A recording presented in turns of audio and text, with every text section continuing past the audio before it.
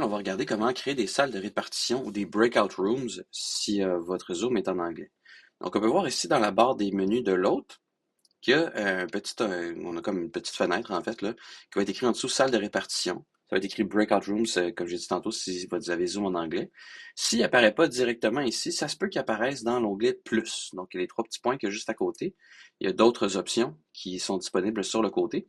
Puis, si par exemple la résolution de l'écran est un peu trop petit, ou l'écran lui-même est trop petit, ou Zoom, la fenêtre est refermée sur elle-même, ben, ça se peut que ça apparaisse pas directement, mais ça va être toujours dans l'onglet plus. Pour pouvoir créer vos salles de répartition, vous cliquez sur l'onglet, pouf, ça va ouvrir cette fenêtre. Vous pouvez choisir combien de salles vous allez ouvrir à la fois. Donc, par exemple, si j'ai un groupe de 12 personnes, c'est sûr que je suis seul dans la réunion, mais si on a un groupe de 12 personnes, on pourrait par exemple créer deux groupes de 6, trois groupes de 4, quatre groupes de 3, en fonction des objectifs qu'on va avoir avec nos petites salles.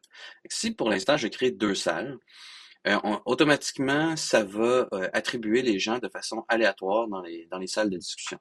Si je veux choisir moi-même qui va être dans chacune des salles, on peut le faire. On va cliquer sur Attribuer manuellement. Ou sinon, on peut laisser les participants et participantes choisir eux-mêmes dans quelle salle ils vont se trouver. Dans la grande majorité des cas, on va utiliser Attribuer automatiquement. Mais si, par exemple, vous avez une formation qui dure sur 2 jours séparés, puis la deuxième journée, vous voulez que les mêmes personnes soient redistribuées dans les mêmes petites salles, ben, la deuxième journée, vous n'aurez qu'à faire Attribuer manuellement et choisir et déplacer les gens dans les différentes salles. Donc, si je clique sur Attribuer automatiquement, Créer, vous allez voir que ça va créer deux salles. D'emblée, ça va s'appeler salle numéro 1, salle numéro 2, salle numéro 3, salle numéro X en fonction du nombre de salles que vous allez créer. Si vous voulez, vous pouvez renommer les salles en cliquant juste ici sur Renommer. Vous pouvez supprimer une salle au besoin. Donc, admettons que j'en ai fait trop, vous en enlevez une, vous pouvez le faire. Puis les gens qui sont à l'intérieur de cette salle-là vont être redistribués dans les autres salles. Et si, au besoin, vous voulez attribuer manuellement les gens dans les salles, bien, vous cliquez sur Attribuer. Sinon, les gens vont automatiquement être, si on a choisi Attribuer automatiquement, vont être attribués de façon aléatoire dans les différentes salles.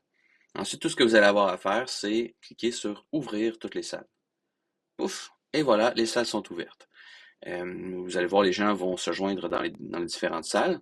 Puis, au besoin, vous pouvez, si vous voulez participer dans les salles, mais vous cliquez par exemple, je veux participer dans la salle numéro 1. Je clique sur Participer.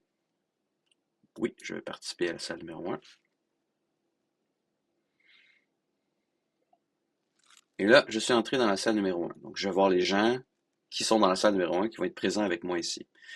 Quand j'ai terminé, je peux soit cliquer sur Salle de répartition et aller dans la salle numéro 2, ou si je veux, je peux aussi cliquer sur Quitter la salle de discussion. Toujours bien attention de quitter la salle de discussion et non quitter la réunion. Si vous quittez la réunion, vous allez être éjecté de la réunion Zoom, donc de la formation.